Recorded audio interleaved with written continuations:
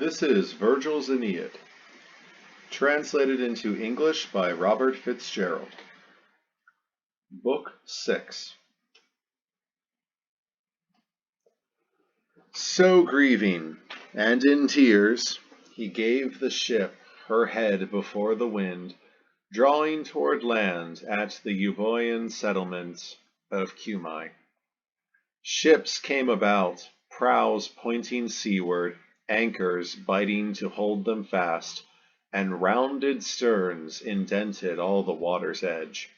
The men debarked in groups, eager to go ashore upon Hesperia. Some struck seeds of fire out of the veins of flint, and some explored the virgin woods, lairs of wild things, for fuel, pointing out too what streams they found. Aeneas, in duty bound, went inland to the heights where overshadowing Apollo dwells, and nearby, in a place apart, a dark, enormous cave, the Sibyl, feared by men. In her, the Delian god of prophecy inspires uncanny powers of mind and soul, disclosing things to come. Here, Trojan captains walked to Diana of the crossroads wood, and entered under roofs of gold. They say that Daedalus, when he fled the realm of Minos, dared to entrust himself to stroking wings and to the air of heaven, unheard of path, on which he swam away to the cold north, at length to touch down on that very height of the Chalcidians. Here, on earth again, he dedicated to you, Phoebus Apollo, the twin sweeps of his wings. Here he laid out a spacious temple. In the entrance-way, Androgeus' death appeared. Then Cecrops' children ordered to pay in recompense each year the living flesh of 7 sons. The urn from which the lots were drawn stood modelled there, and facing it upon the opposite door, the land of Crete emergent from the sea. Here the brutish act appeared, Pasiphae being covered by the bull in the cow's place, then her mixed breed, her child of double form, the Minotaur, get of unholy lust. Here too that puzzle of the house of Minos, the maze none could untangle, until, touched by a great love shown by a royal girl, he, Daedalus himself, unravelled all the baffling turns and dead ends in the dark, guiding the blind way back by a skein unwound. In that high sculpture you too would have had your great part, Icarus, had grief allowed. Twice your father had tried to shape your fall in gold, but twice his hands dropped. Here the Trojans would have passed on and gazed and read it all, had not Achates, whom they had sent ahead, returned now with the priestess of Apollo, and of Diana, goddess of the crossroads, Deiphobe, the Sibyl, Glaucus' daughter. Thus she addressed the king. The hour demands no lagging over sights like these. Instead, you should make offering of 7 young bulls from an ungelded herd, and 7 again well-chosen ewes. With these words for Aeneas, orders his men were quick to act upon, the priestess called them to her lofty shrine. The cliff's huge flank is honeycombed, cut out in a cavern, perforated 100 times, having 100 mouths, with rushing voices carrying the responses of the Sibyl. Here, as the men approached the entrance-way, the Sibyl cried out, "Now is the time to ask your destinies!" And then, "The god! Look there, the god!" and as she spoke, neither her face nor hue went untransformed, nor did her hair stay neatly bound. Her breast heaved, her wild heart grew large with passion, taller to their eyes, and sounding now no longer like a mortal, since she had felt the god's power breathing near. She cried, Slow are you in your vows and prayers, Trojan Aeneas, are you so slow? Be quick, the great mouths of the gods' house, thunderstruck, will never open till you pray. Her lips closed tight on this. A chill ran through the bones of the tough Teucrians, but their king poured out entreaties from his deepest heart. O Phoebus, God who took pity on the pain of Troy, who guided Paris's hand, his Dardan shaft, against the body of Aeacides. As you led on, I entered all those seas, washing great lands, and then the distant tribe of the Massilians at the Syrtes' edge. Now we take hold at last of Italy that slipped away so long. Grant that the fortune of Troy shall have pursued us this far only, and all you gods and goddesses as well, who took offense at Ilium and our pride, at last, and rightly, you may spare Pergamum's children. Most holy prophetess, foreknowing things to come, I ask no kingdom other than fate allows me. Let our people make their settlement in Latium, with all Troy's wandering gods and shaken powers. Then I shall dedicate a temple here to Phoebus and Diana of the crossroads, ordering festal days in Phoebus's name. A holy place awaits you in my kingdom, where I shall store your prophecies, your dark revelations to my people, and appoint a chosen priesthood for you, gracious one. But now commit no verses to the leaves, or they may be confused, shuffled, and whirled by playing winds. Chant them aloud, I pray. Then he fell silent. But the prophetess, whom the bestriding god had not yet broken, stormed about the cavern, trying to shake his influence from her breast, while all the more he tired her mad jaws, quelled her savage heart, and tamed her by his pressure. In the end, the cavern's 100 mouths, all of themselves, unclosed to let the Sibyl's answers through. You, sir, now quit at last of the sea's dangers, for whom still greater are in store on land. The Dardan race will reach Lavinian country.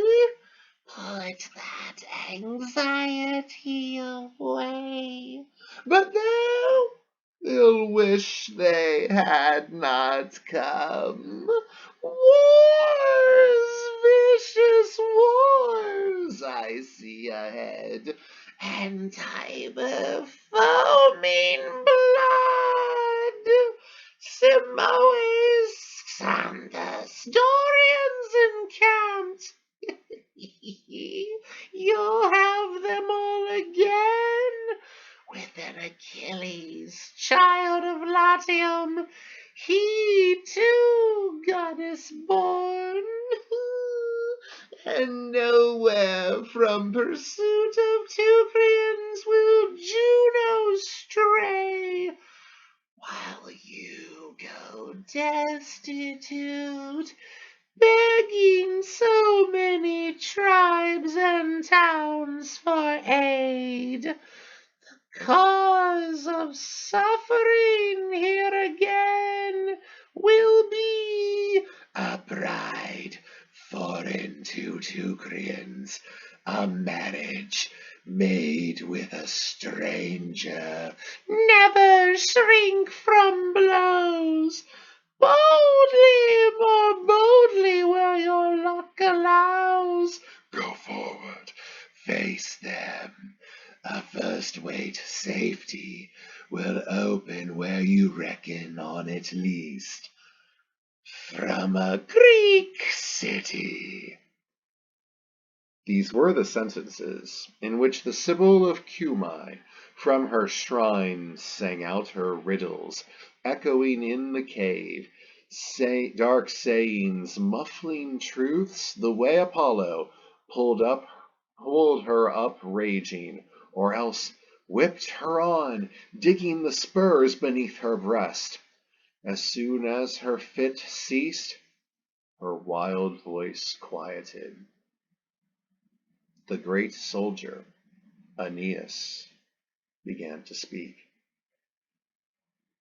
No novel kinds of hardship, no surprises loom ahead, sister. I foresaw them all, went through them in my mind. One thing I pray for. Since it is here, they say, one finds the gate of the king of underworld, the shadowy marsh that wells from Acheron. May I have leave to go to my dear father's side and see him? Teach me the path, show me the entrance way. Through fires and with 1,000 spears behind, I brought him on these shoulders, rescued him amid our enemies. He shared my voyage, o'er all the seas with me. Hard nights and days of menace from the sea and sky beyond the strength and lot of age, frail though he was. Indeed, he prayed this very prayer. He told me that I should come to you and beg it humbly. Pity a son and father, gracious lady. All this is in your power. Hecate gave you authority to have and hold Avernus wood. If Orpheus could call his wife shade up, relying on the strings that sang aloud on his Thracian lyre, if Pollux redeemed his brother, taking his turn at death, so often passing back and forth, why name the heroes Theseus and Hercules? By birth, I too descend from Jove on high. While in these terms he prayed and pressed the altar, breaking in, the Sibyl said, Offspring of gods by blood, Trojan Anchises' son, the way downward is easy from Avernus. Black Dis's door stands open night and day. But to retrace your steps to heaven's air, there is the trouble, there is the toil. The few whom a benign Jupiter has loved, or whom fiery heroism has borne to heaven, sons of gods could do it. Omidea Forus, then Cocytus, thick and black, winds through the gloom.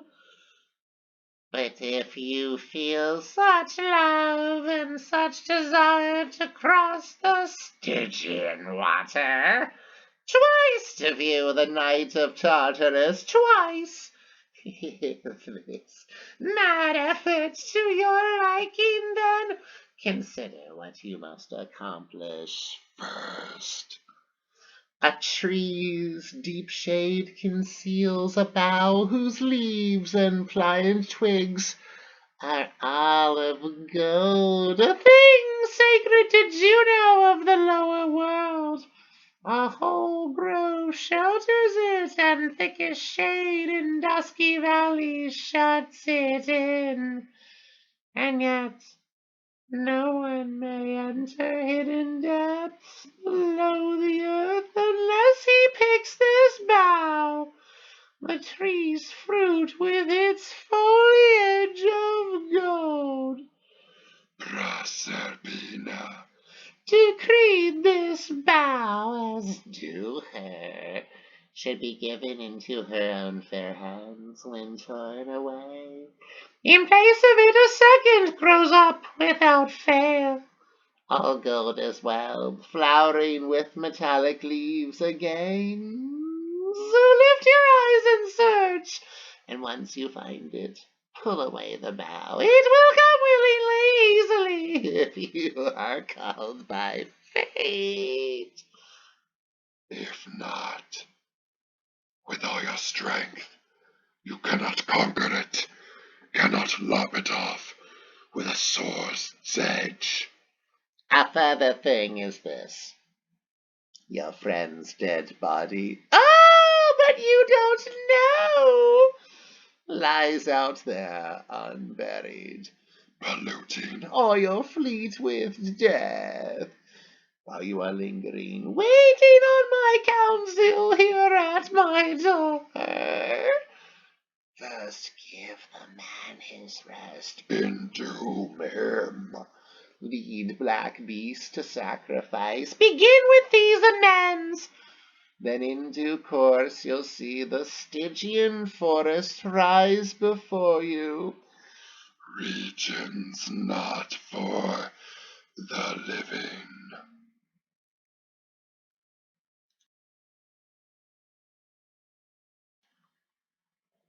She fell silent, closing her lips.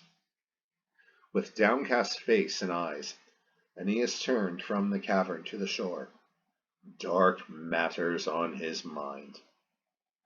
Steadfast Achates walked beside him with deliberate pace and equal anxieties.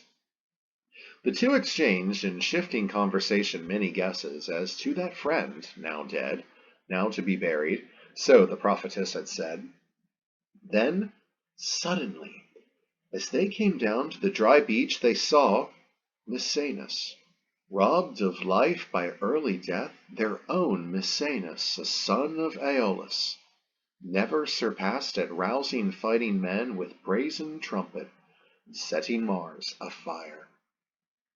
Once he had been great Hector's adjutant, going forward at Hector's side in battle, brilliant with trumpet and with spear as well. After Achilles took the life of Hector, this gallant soldier joined Dardan Aeneas in allegiance to no lesser cause. That day, by chance, as he blew notes on a hollow shell, making the sea sing back, in his wild folly, he dared the gods to rival him. Then Triton, envious, if this can be believed, caught him and put him under in the surf amid the rocks offshore. All who were there clamored around the body in lament, Aeneas, the good captain, most of all. In haste then, even as they wept, they turned to carry out the orders of the Sibyl, racing to pile up logs for the altar pyre and build it sky high. Into the virgin forest, thicket of wild things, went the men, and down the pitch pines came, the bitten ilex rang, with axe blows, ash and oak were split with wedges, mighty rowans were trundled down the slopes. Aeneas himself went first in all this labor, cheering his fellows on with implements like theirs in hand. But grimly in his heart he wondered, studying the unmeasured forest, and fell to prayer. If only the golden bough might shine for us in such a wilderness, as all the prophetess foretold was true. Misenus, in your case, only too true. The words were barely uttered when two doves, in casual flight out of the upper air, came down before the man's eyes to alight on the green grass, and the great hero knew these birds to be his mothers.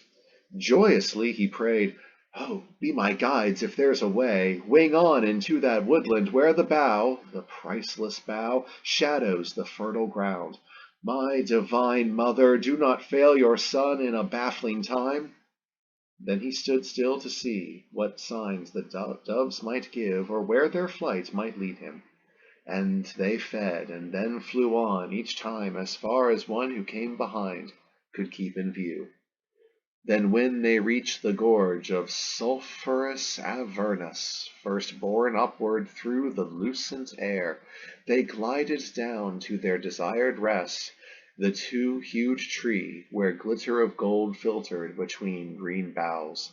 Like mistletoe that in the woods in winter thrives with yellowish berries and new leaves, a parasite on the trunk it twines around, so bright amid the dark green ilex shone the golden leafage, rustling in light wind. Aeneas at once briskly took a hold of it, and, though it clung, greedily broke it off, then carried it to the Sibyl's cave. Meanwhile, the Teucrians on the shore wept for Misenus, doing for thankless dust the final honors. First they built up a giant pyre, enriched with pitch pine and split oak, with sombre boughs alongside and dark cypresses in front. On top they made a blazon of bright arms. One group set water boiling over flames, then washed the cold corpse and anointed it, groaning loud and laid it out when mourned on a low couch, with purple robes thrown over it, a hero's shrouding. Bearers then took up as their sad duty the great bier. With eyes averted in their father's ancient way, they held the torch below. Heaped offerings blazed up and burned, food, incense, oil in bowls, and when the flame died and the coals fell in, they gave a bath of wine to the pyre's remnant, thirsty ash. Then picking out the bones, Corinius enclosed them in an urn. The same priest with pure water went 3 times around the company, asperging them with cleansing drops from a ripe olive sprig, and spoke the final words. Faithfully then Aeneas heaped a great tomb over the dead, placing his arms, his oar, his trumpet there beneath a promontory named for him, Misenum now, and always, age to age. All this accomplished, with no more ado, he carried out the orders of the Sibyl. The cavern was profound, wide-mouthed and huge, rough underfoot, defended by dark pool and gloomy forest. Overhead, flying things could never safely take their way, such deathly exhalations rose from the black gorge into the dome of heaven. The priestess here placed 4 black bullocks, wet their brows with wine, plucked bristles from between the horns, and laid them, as her first offerings on the holy fire, calling aloud to Hecate, supreme in heaven, and Erebus. Others drew knives across beneath and caught warm bowls and blood. Aeneas by the sword's edge offered up to Night, the mother of the Eumenides, and her great sister Earth, a black-fleeced lamb, a sterile cow to thee, Proserpina. Then for the Stygian king he lit at night new altars where he placed over the flames entire carcasses of bulls, and poured rich oil on blazing viscera. Only see, just at the light's edge, just before sunrise, earth rumbled underfoot, forested ridges broke into movement, and far howls of dogs were heard across the twilight as the goddess nearer and nearer came. "Away, away!" the Sibyl cried. "All those unblessed, away! Depart from all the grove. But you, Aeneas, enter the path here. Unsheathe your sword. There's need of gall and resolution now." She flung herself wildly into the cave mouth, leading, and he strode boldly at her heels. Gods who rule the ghosts, all silent shades, and chaos, an infernal fiery stream, and regions of wide night without a sound. May it be right to tell what I have heard? May it be right and fitting by your will that I describe the deep world sunk in darkness under the earth? now dim to one another, in desolate night, they walked on through the gloom, through Dis's homes all void and empty realms, as one goes through a wood by a faint moon's treacherous light, when Jupiter veils the sky and black night blots the colors of the world.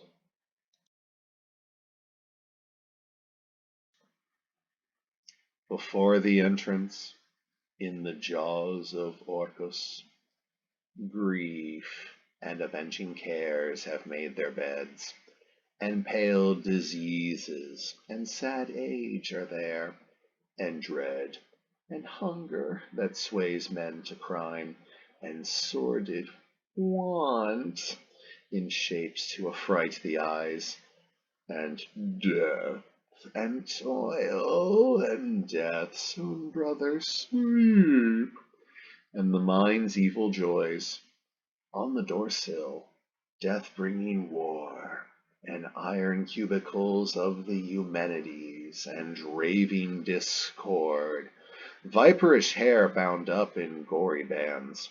In the courtyard a shadowy giant elm spreads ancient boughs, her ancient arms where dreams, false dreams, the old tale goes, beneath each leaf cling and are numberless. There too, about the doorway, forms of monsters crowd, centaurs, twiform Scyllas, 100-armed Briareus, and the Lernaean Hydra, hissing horribly, and the Chimera, breathing dangerous flames, and Gorgons, Harpies, huge Geryon, triple-bodied ghost. Here, swept by sudden fear, drawing his sword, Aeneas stood on guard with naked edge against them as they came. If his companion, knowing the truth, had not admonished him how faint these lives were, empty images, hovering bodiless, he had attacked and cut his way through phantoms, empty air. The path goes on from that place to the waves of Tartarus's Acheron, thick with mud, a whirlpool out of a vast abyss, boils up and belches all the silt it carries into Cocytus. Here the ferryman, a figure of fright, keeper of waters and streams, is Charon, foul and terrible, his beard grown wild and hoar, his staring eyes all flame, his sordid cloak hung from a shoulder knot. Alone he poles his craft and trims the sails, and in his rusty hull ferries the dead, old now, but old age in the gods is green. Here a whole crowd came streaming to the banks, mothers and men, the forms with all life spent, of heroes great in valor, boys and girls, unmarried, and young sons, laid on the pyre before their parents' eyes, as many souls as leaves that yield their hold on boughs and fall through forests in the early frost of autumn, or as migrating birds from the open sea that darken heaven when the cold season comes and drives them overseas to sunlit lands. There all stood begging to be first across, and reached out longing hands to the far shore. But the grim boatmen now took these aboard, now those, waving the rest back from the strand. In wonder at this, and touched by the commotion, Aeneas said, "Tell me, sister, what this means. The crowd at the stream. Where are the souls bound? How are they tested, so that these turn back, while those take oars to cross the dead black water?" Briefly the ancient priestess answered him, Cocytus is the deep pool that you see, the swamp of Styx beyond, Infernal power, by which the gods take oath and fear to break it. All in the crowd nearby, you notice here, are pauper souls, the souls of the unburied. Charon's the boatman. Those the water bearers are souls of buried men, Ye may not take them shore to dread shore on the hoarse currents there, until their bones rest in the grave, or till they flutter and roam this side 100 years. They may have passage then, and may return to cross the deeps they long for. Anchises' son had halted, pondering on so much, and stood in pity for the soul's hard lot. Among them he saw two sad ones of unhonored death, Leucaspis and the Lycian fleet's commander Orontes, who had sailed the windy sea from Troy together till the southern gale had swamped and whirled them down, both ship and men. Of a sudden he saw his helmsman Palinurus going by, who but a few nights before, on course from Libya as he watched the stars, had been pitched overboard astern. As soon as he made sure of the disconsolate one, in all the gloom Aeneas called, "Which god took you away from us and put you under, Palinurus? Tell me. In this one prophecy Apollo, who never played me false, falsely foretold you'd be unharmed at sea and would arrive at the Ausonian coast. Is this the promise kept?"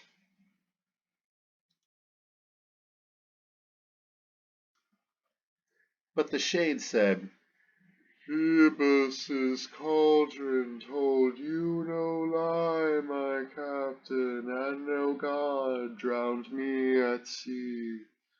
The helm that I hung on to, duty bound to keep our ship on course, by some great shock chanced to be torn away, and I went with it overboard.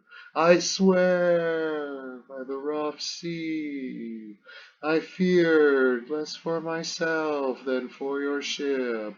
With rudder gone and steersman knocked overboard, it might well come to grief in big seas running. 3 nights heavy weather out of the south on the vast water tossed me. On the 4th dawn I sighted Italy dimly ahead, as a wave crest lifted me. By turns I swam and rested, swam again, and got my footing on the beach. But savages attacked me as I clutched at a cliff top, weighted down by my wet clothes. Poor fools, they took me for a prize, and ran me through. Surf has me now, and sea winds washing me close inshore. By heaven's happy light and the sweet air, I beg you, by your father, by your hopes of Ulysses' rising star, deliver me from this captivity, unconquered friend. Throw earth on me, you can, put into Velia port, or if there be some way to do it, if your goddess mother shows a way, and I feel sure you pass these streams and Stygian marsh by heaven's will.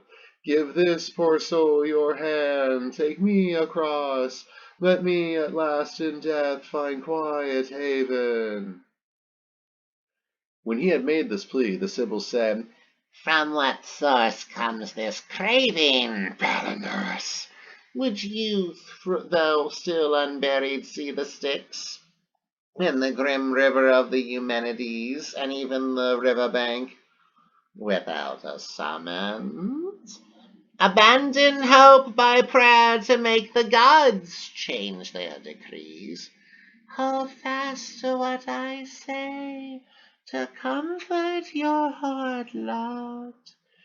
Neighboring folk and cities up and down the coast will be induced by portents to appease your bones, building a tomb and making offerings there, on a cape forever named for Palinurus." The Sibyl's words relieved him, and the pain was for a while dispelled from his sad heart, pleased at the place named. So the two walked on down to the stream. Now from the Stygian water the boatman, seeing them in the silent wood and headed for the bank, cried out to them a rough, uncalled-for challenge. Who are you in armor visiting our rivers? Speak from where you are. Stop there. Say why you come. This is the region of the shades and sleep and drowsy night. It breaks eternal law for the Stygian craft to carry living bodies. Never did I rejoice, I tell you, letting Alcides cross, or Theseus and Pirithous, the demigods by paternity though they were, invincible in power. One forced in chains from the king's own seat, the watchdog of the dead, and dragged him away trembling. The other two were bent on carrying Our Lady off from Dis's chamber. This the prophetess and servant of Amphitryon Apollo briefly answered. Here are no such plots, so fret no more. These weapons threaten nothing. Let the great watchdog at the door howl on forever, terrifying the bloodless shades. Let chaste Proserpina remain at home in her uncle's house. The man of Troy, Aeneas, remarkable for loyalty, great in arms, goes through the deepest shades of Erebus to see his father. If the very image of so much goodness moves you not at all, here is a bough. At this she showed the bough that had been hidden, held beneath her dress. You'll recognize it. Then his heart, puffed up with rage, subsided. They had no more words. His eyes fixed on the ancient gift, the bough, the destined gift, so long unseen, now seen, he turned his dusky craft and made for shore. There from the long thwarts where they sat he cleared the other souls and made the gangway wide, letting the massive man step in the bilge. The leaky coracle groaned at the weight and took a flood of swampy water in. At length on the other side he put ashore the prophetess and hero in the mire, a formless ooze amid the gray-green sedge. Great Cerberus, barking with his triple throat, makes all that shoreline ring as he lies huge in a facing cave. Seeing his neck begin to come alive with snakes, the prophetess tossed him a lump of honey and drugged meal to make him drowse. 3 ravenous gullets gaped, and he snapped up the sop. Then his great bulk subsided and lay down through all the cave. Now seeing the watchdog deep in sleep, Aeneas took the opening. Swiftly he turned away from the river over which no soul returns. Now voices crying loud were heard at once, the souls of infants wailing. At the door of the sweet life they were to have no part in, torn from the breast, a black day took them off and drowned them all in bitter death. Near these were souls falsely accused, condemned to die. But not without a judge or jurymen had these souls got their places. Minos reigned as the presiding judge, moving the urn and calling a jury of the silent ones to learn of lives and accusations. Next were those sad souls benighted who contrived their own destruction, and as they hated daylight cast their lives away. How they would wish in the upper air now to endure the pain of poverty and toil, but iron law stands in the way, since the drear hateful swamp has pinned them down here, and the Styx that winds 9 times around exerts imprisoning power. Not far away, spreading on every side, the fields of mourning came in view, so called since here are those whom pitiless love consumed with cruel wasting, hidden on paths apart by myrtle woodland growing overhead. In death itself pain will not let them be. He saw here Phaedra, Procris, Eriphyle, sadly showing the wounds her hard son gave. Evadne and Pasiphae, at whose side Laodamia walked, and Caeneus, a young man once, a woman now, and turned again by fate into the older form. Among them, with her fatal wound still fresh, Phoenician Dido wandered the deep wood.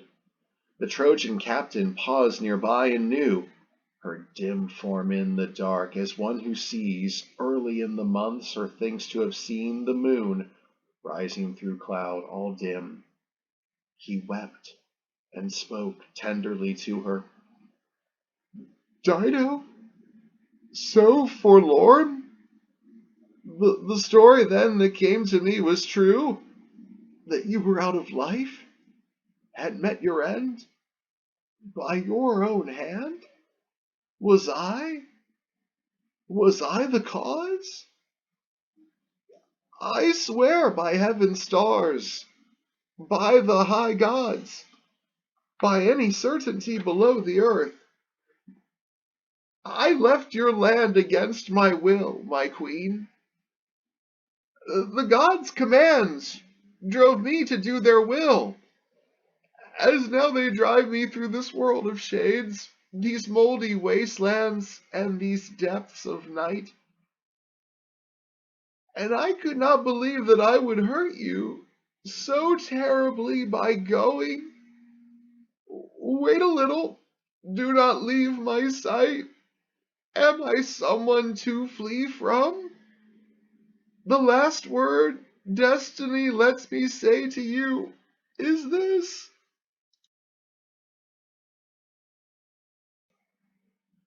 Aeneas, with such pleas, tried to placate the burning soul, savagely glaring back, and tears came to his eyes.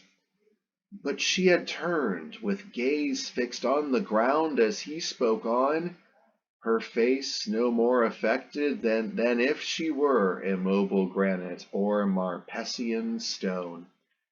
At length she flung away from him and fled, his enemy still, into the shadowy grove, where he whose bride she once had been, Sychaeus, joined in her sorrows and returned her love. Aeneas still gazed after her in tears, shaken by her ill fate, and pitying her. With effort then he took the given way, and they went on, reaching the farthest lands, where men famous in war gather apart. Here Tydeus came to meet him, and then came Parthenopaeus, glorious in arms, Adrastus then, a pallid shade. Here too were Dardans, long bewept in the upper air, men who died in the great war. And he groaned to pick these figures out in a long file, Glaucus, Medon, Tharsilochus, besides Antenor's 3 sons, then the priest of Ceres, Polyboetes, then Idaeus, holding still to his war car, holding his old gear. To right and left they crowd the path and stay, and will not have enough of seeing him, but love to hold him back, to walk beside him and hear the story of why he came. Not so Agamemnon's phalanx, chief of the Danaans. Seeing the living man in bronze that glowed through the dark air, they shrank in fear. Some turned and ran, as once when routed to the ships, while others raised a battle shout, or tried to, mouths agape, mocked by the whispering cry. Here next he saw Deiphobus, Priam's son, mutilated from head to foot, his face and both his hands cruelly torn, ears shorn away, nose to the nose holes lopped by a shameful stroke. Barely knowing the shade who quailed before him, covering up his tortured face, Aeneas spoke out to him in his known voice. Deiphobus, gallant officer in high Teucer's line, who chose this brutal punishment? Who had so much the upper hand of you? I heard on that last night that you had fallen, spent, after a slaughter of Pelasgians, fallen on piled up carnage. It was I, who built on Roytaeum Point an empty tomb and sent a high call to your soul 3 times. Your name, your armor marks the place. I could not find you, friend, to put your bones in earth in the old country as I came away. And Priam's son replied, You left undone nothing, my friend, but gave all ritual due. Deiphobus, do a dead man shade. My lord, and the Laconian woman's ghastly doing sank me in this hell. These are the marks she left me as her memorial. You know how between one false gladness and another we spent that last night. No need to remind you. When the tall deadly horse came at one bound, with troops crammed in its paunch above our towers, she made a show of choral dance and led our Phrygian women crying out on Bacchus here and there, but held a torch amid them, signaling to Danaans from the height. Worn by the long day, heavily asleep, I lay in my unlucky bridal chamber, and rest, profound and sweet, most like the rest of death, weighed on me as I lay. Meanwhile, she, my distinguished wife, moved all my arms out of the house, as she had slipped my pillow, my faithful sword, out from beneath my pillow, opened the door and called in Menelaus, hoping no doubt by this great gift to him, her lover, to blot out old infamy. Why hold back from telling it? The two burst in the bedroom, joined by that ringleader of atrocity, Ulysses of the Wind King's line. O gods, if with pure lips I pray, requite the Greeks with equal suffering. But you now tell me, what in the world has brought you here alive? Have you come from your sea wandering, and did heaven direct you?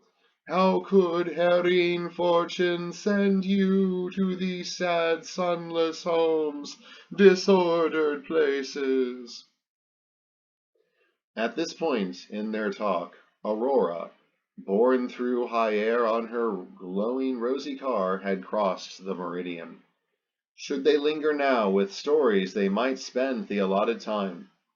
But at Aeneas' side the Sibyl spoke, warning him briefly, Night comes on, Aeneas. We use up hours grieving. Here is the place where the road forks. On the right hand it goes past mighty Dis's walls. Elysium way, our way. But the leftward road will punish malefactors, taking them to Tartarus. Deiphobus answered her, No need for anger. Reverend lady, I'll depart and make the tally in the darkness full again. Go on, sir, glory of us all, go on, enjoy a better destiny. He spoke, and even as he spoke he turned away.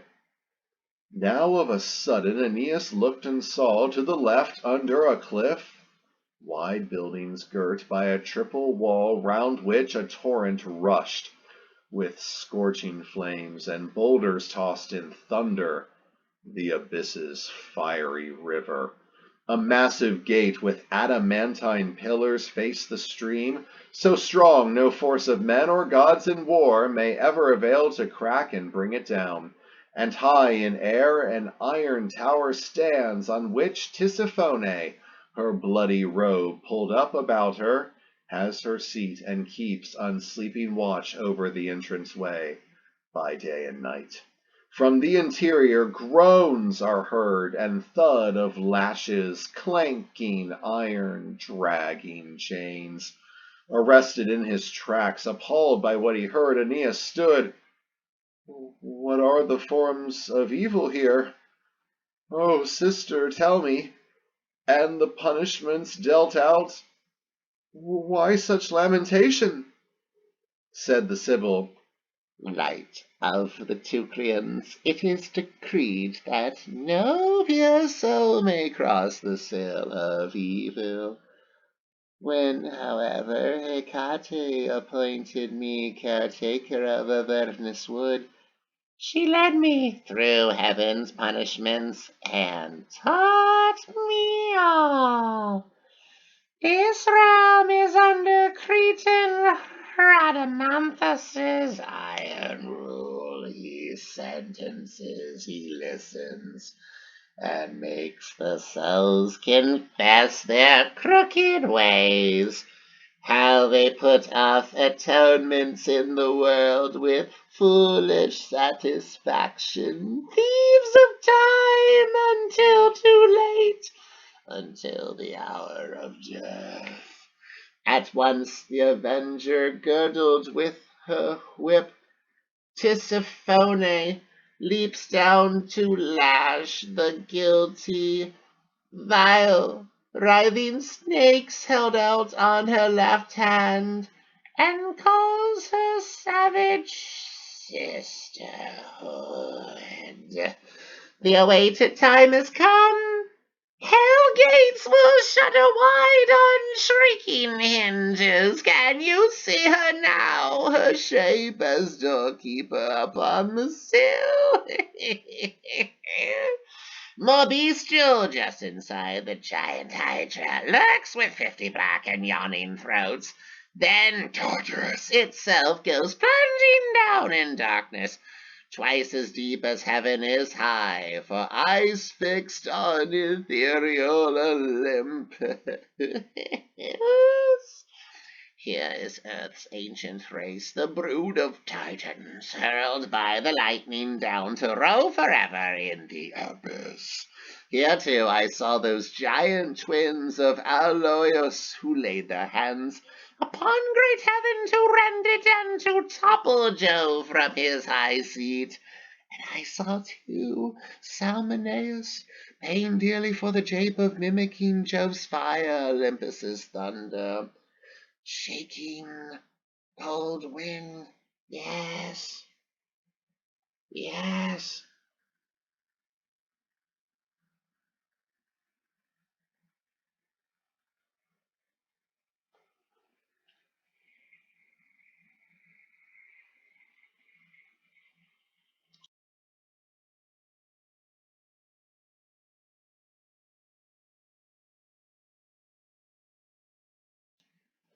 Salmoneus, paying dearly for the jape of Jove's mimicking fire, Olympus's thunder, shaking, a bright torch from a 4-horse car. He rode through Greece and his hometown in Elis, glorying, claiming honor as a god, out of his mind, to feign with horses' hooves on blast, the imitable bolt. The Father Almighty amid heavy cloud that flies missile, no firebrand for him, nor smoky pitch pine light, and spun the man headlong in a huge whirlwind. One had sight of Tithios too, child of all mothering earth, his body stretched out over 9 whole acres, one enormous vulture with hooked beak forages forever in his liver, his vitals rife with agonies. The bird, lodged in his chest cavity, tears at his feast, and tissues growing again get no relief. As for the lapiths, need I tell? Ixion, Perithous, and the black crag overhead, so sure to fall it seems already falling. Golden legs gleam on the feasters' couches, dishes in royal luxury prepared are laid before them. But the oldest fury crouches near and springs out with her torch, her outcry. If they try to touch the meal, here comes those who, as long as life remained, held brothers hateful, beat their parents, cheated poor men dependent on them. Also those who hugged their newfound riches to themselves and put nothing aside for relatives. Oh, there's a great crowd of this. Then men killed for adultery, men who took arms in war against the right, not scrupling to betray their lords. All these are hemmed in here, awaiting punishment. Best not inquire what punishment, what form of suffering at their last end overwhelms them. Sun Heave had a great boulder or revolve, spread eagled hung on the wheel spokes. Theseus cleaves to his chair and cleaves to it forever. Phlegius in his misery teaches all souls his lesson, thundering out amid the gloom. Be warned and study justice, not to scorn the immortal gods. Here's one who sold his country, foisted a tyrant's honors, set up laws, or nullified them for a price. Another entered his daughter's room to take a bride forbidden him. All these dared monstrous wrong, and look what they dared try for. If I had 100 tongues, 100 mouths, a voice of iron, I could not tell of all the shapes their crimes had taken, or their punishments. All this he heard from her, who for long years had served Apollo.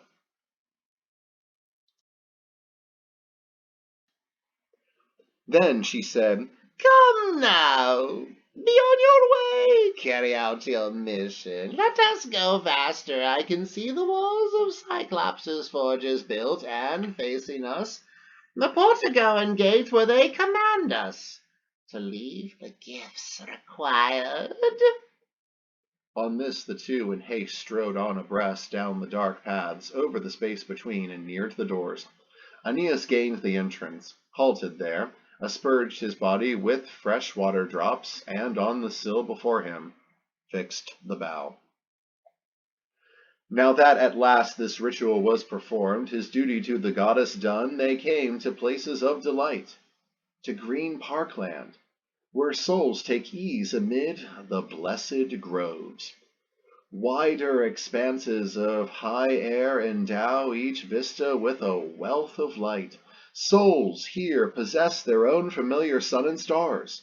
Some train on grassy rings, others compete in field games, others grapple on the sand. Feet moving to a rhythmic beat, the dancers group in a choral pattern as they sing. Orpheus, the priest of Thrace, in his long robe accompanies, plucking his 7 notes, now with his fingers, now with his ivory quill. Here is the ancient dynasty of Teucer, heroes, high of heart, beautiful scions, born in greater days, Ilus, Assaracus, and Dardanus, who founded Troy. Aeneas marvels to see their chariots and gear far off, all phantom, lances fixed in earth, and teams unyoked at graze on the wide plain. All joy they took, alive in cars and weapons, as in the care and pasturing of horses, remained with them when they were laid in earth. He saw, how vividly, along the grass, to right and left, others who feasted there, and chorused out a hymn praising Apollo, within a fragrant laurel grove, where Po sprang up and took his course to the world above, the broad stream flowing on amid the forest. This was the company of those who suffered wounds in battle for their country, those who in their lives were holy men and chaste, or worthy of Phoebus in prophetic song, or those who bettered life by finding out new truths and skills, or those who to some folk made by benefactions made themselves remembered, they all wore snowy chaplets on their brows. To these souls mingling on all sides, the Sibyl spoke now, and especially to Musaeus, the central figure toward whose towering shoulders all the crowd gazed. Tell us, happy souls. Tell us, happy souls, and you, great seer, what region holds Anchises? Where is his resting place? For him we came by ferry across the souls of Erebus. And the great soul answered briefly, None of us has one fixed home. We walk in shady groves and bed on river banks and occupy green meadows fresh with streams. But if your hearts are set on it, first cross this ridge, and soon I shall point out an easy path. So saying, he walked ahead and showed them from the height the sweep of shining plain. Then down they went and left the hilltops. Now Aeneas's father Anchises, deep in the lush green of a valley, had given all his mind to a survey of souls till then confined there who were bound for daylight in the upper world. By chance, his own were those he scanned now.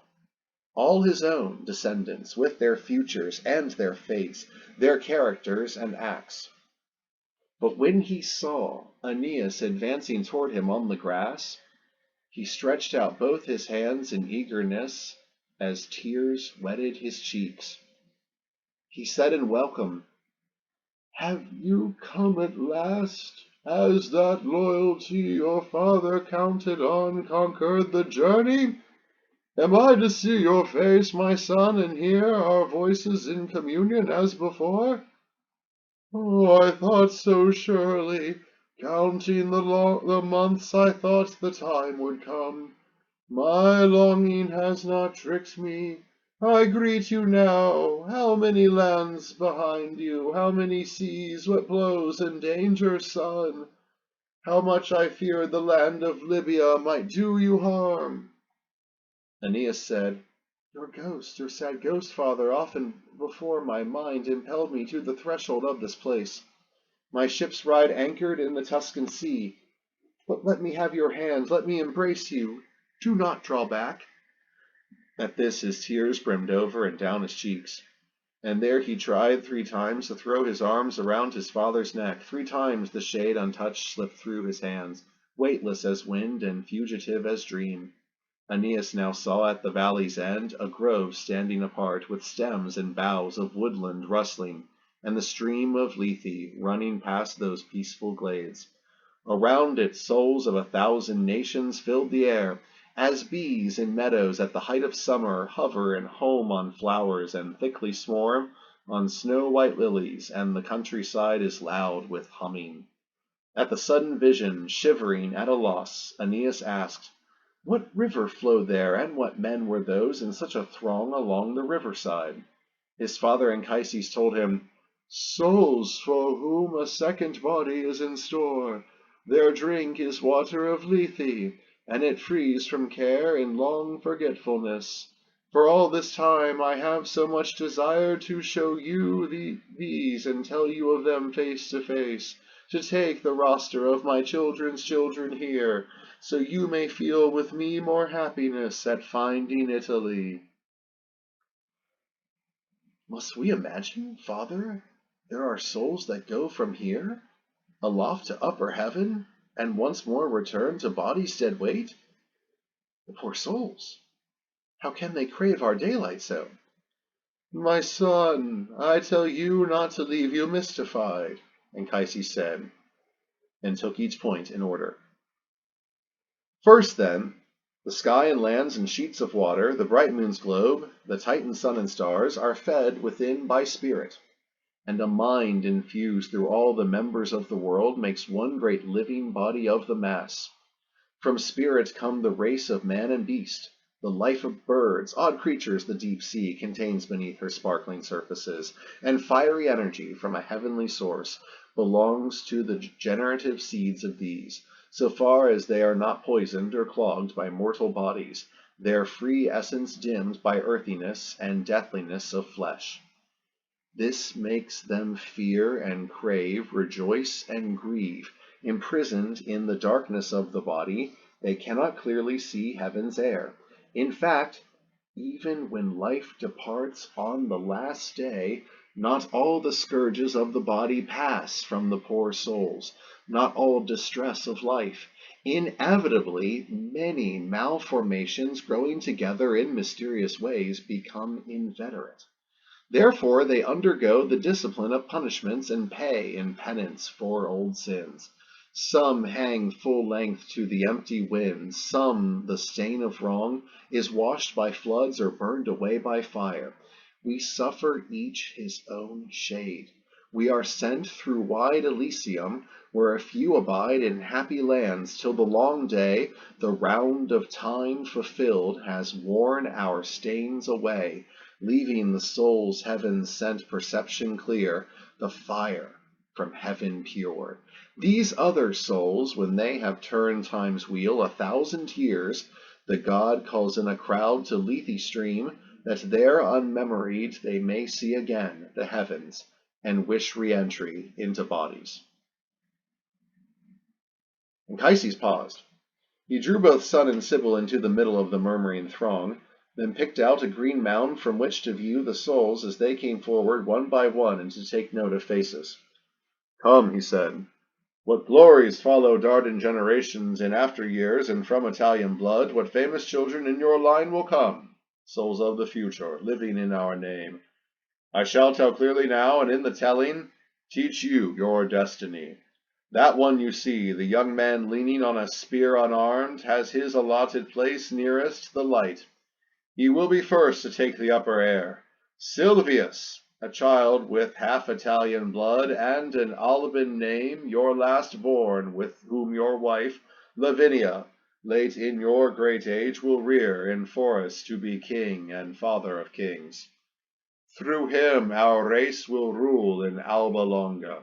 Next him is Procas, pride of the Trojan line, and Capys too, then Numitor, then one whose name restores you, Silvius Aeneas, both in arms and piety your peer, if ever he shall come to reign in Alba. What men they are, to see their rugged forms, with oak-leaf crowns shadowing their brows. I tell you, these are to found Nomentum, Gabii, Fidenae town, Colatia's hilltop towers, Pometii, Fort Ineus, Bola, Cora, names to be heard for places nameless now. Then Romulus, fathered by Mars, will come to make himself his grandfather's companion. Romulus, reared by his mother Ilia, in the bloodline of Assaracus. Do you see the double plume of Mars fixed on his crest? See how the father of the gods himself now marks him out with his own sign of honor? Look now, my son, under the auspices illustrious Rome will bound her power with earth, her spirit with Olympus. She'll enclose her 7 hills with one great city wall, fortunate in the men she breeds. Just so, Sibyl, mother honored on Berecynthus, wearing her crown of towers, onward rides by chariot through the towns of Phrygia, in joy at having given birth to gods, and cherishing 100 grandsons, heaven dwellers with homes on high. Turn your 2 eyes this way and see this people, your own Romans. Here is Caesar, and all the line of Iulus, all who shall one day pass under the dome of the great sky. This is the man, this one, of whom so often you have heard the promise, Caesar Augustus, son of the deified, who shall bring once again an age of gold to Latium, to the land where Saturn reigned in early times. He will extend his power beyond the Garamants and Indians, over far territories north and south of the zodiacal stars, the solar way, where Atlas, heaven-bearing on his shoulder, turns the night sphere studded with burning stars.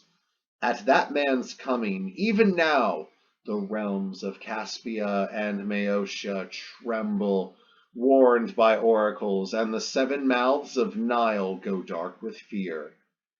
The truth is, even Alcides never traversed so much of earth. I grant that he could shoot the hind with brazen hooves, or bring peace to the groves of Erymanthus, or leave Lerna affrighted by his bow. Neither did he who guides his triumphal car with reins of vine shoots twisted, Bacchus, driving down from Nisa's height his tiger team. Do we lag still at carrying our valor into action? Can our fear prevent our settling in Ausonia? Who is he, so set apart there, olive-crowned, who holds the sacred vessel in his hands? I know that snowy mane and beard, Numa the king, who will build early Rome on a base of laws, a man sent from the small-town poverty of Cures to high sovereignty. After him comes Tullus, breaker of his country's peace, rousing men who have lost victorious ways, malingering men to war. Near him is Ancus, given to boasting, even now too pleased with veering popularity's heady air. Do you care to see now too the Tarquin kings, and the proud soul of the avenger Brutus, by whom the bundled fasces are regained? Consular power will first be his, and his the pitiless axe. When his own 2 sons plot war against the city, he will call for the death penalty in freedom's name. Unhappy man, no matter how posterity may see these matters, love of the fatherland will sway him, and unmeasured lust for fame.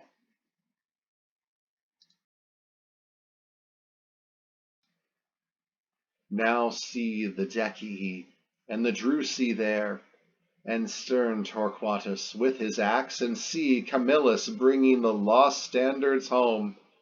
That pair, however, matched in brilliant armor, matched in their heart's desire now, while night still holds them fast, while they attain life's light. What war, what grief will they provoke between them?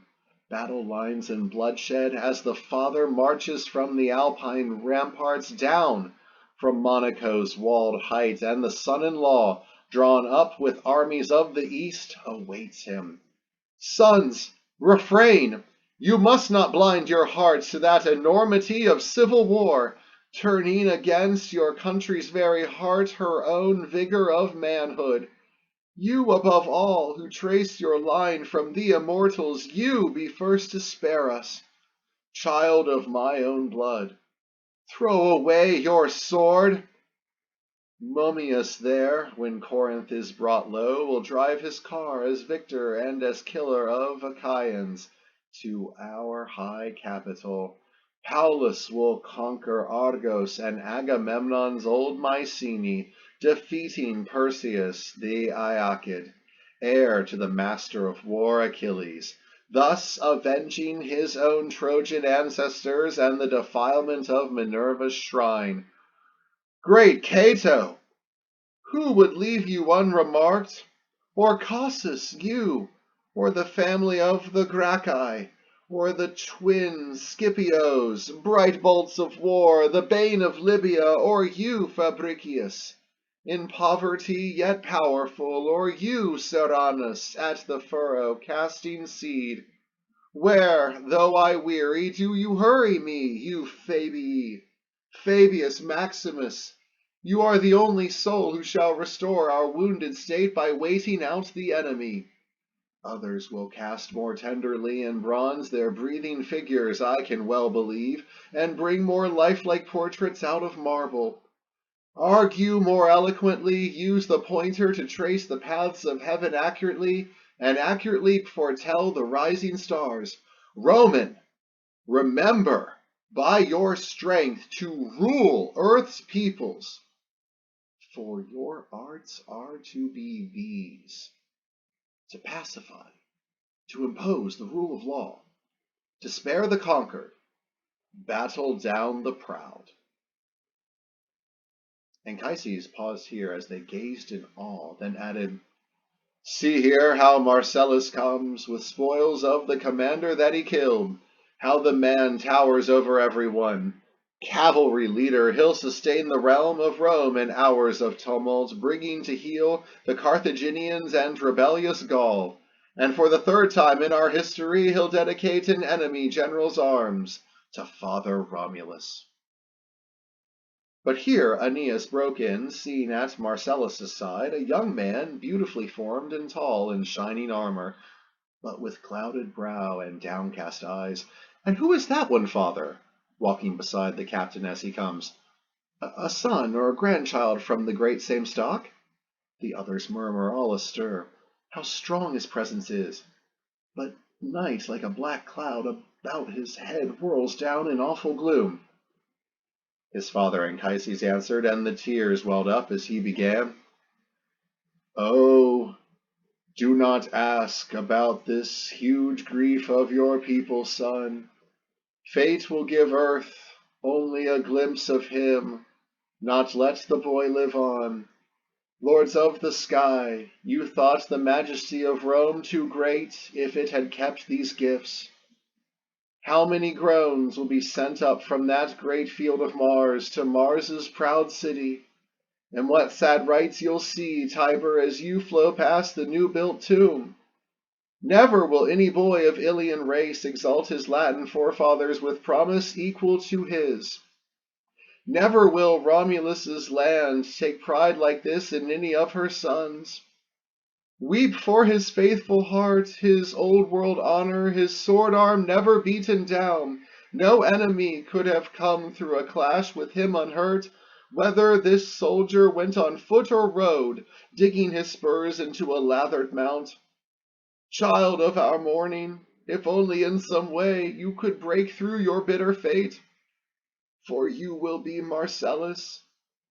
Let me scatter lilies, all I can hold, and scarlet flowers as well, to heap these for my grandson's shade at least, frail gifts and ritual of no avail. So raptly everywhere father and son wandered the airy plain and viewed it all. After Anchises had conducted him to every region and had fired his love of glory in the years to come, he spoke of wars that he must fight, of Laurentines and of Latinus's city, then of how he might avoid or bear each toil to come. There are two gates of sleep, one said to be of horn, whereby the true shades pass with ease. The other all white ivory agleam, without a flaw, and yet false dreams are sent through this one by the ghosts to the upper world. Anchises now, his last instructions given, took son and Sibyl there, and let them go by the ivory gate.